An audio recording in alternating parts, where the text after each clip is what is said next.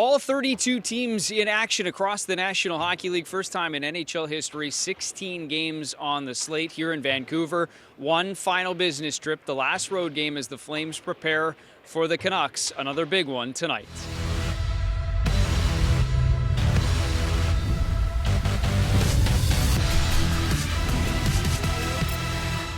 Hi, everyone, and welcome inside Rogers Arena in Vancouver, and welcome to Game Day, yet another, the biggest game of the season for the Calgary Flames as they prepare for their season series finale against the Vancouver Canucks. Remember, these two teams met just about 8 days ago back inside this building.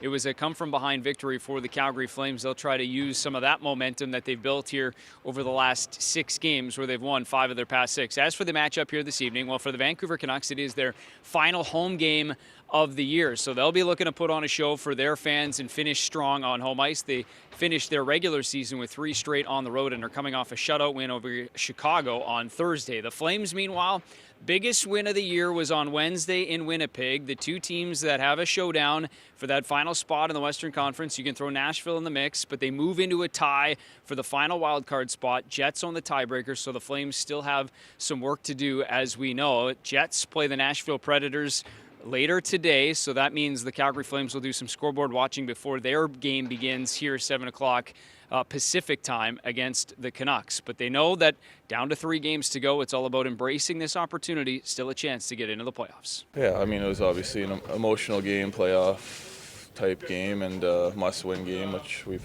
had the last month, it seems. So, I mean, every shift, every period, every game, it means the world to us. So, I mean, it's just bringing that intensity, bringing that emotion that can match sort of the moment, and then just have a good pace to start the game and get after them.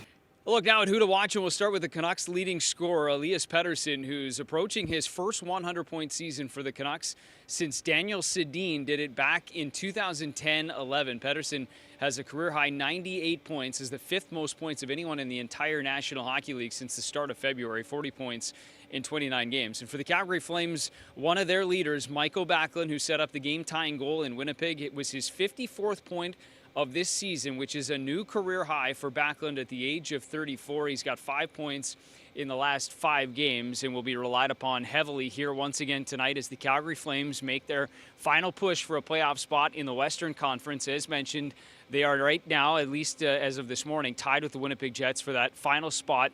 But, of course, the Jets have the tiebreaker. So they'll be watching Winnipeg and Nashville, so too will we. As for the lineup here this evening for the Calgary Flames, it was an optional morning skate, but not expecting any changes from what we saw in Winnipeg based on practice lines and D pairings yesterday. And, of course, Jacob Markstrom, who has logged a bulk of the work here down the stretch, is expected to go right back in again tonight against Thatcher Demko on the other side for the Canucks. Flames and Canucks for the final time this season, 3 games to go.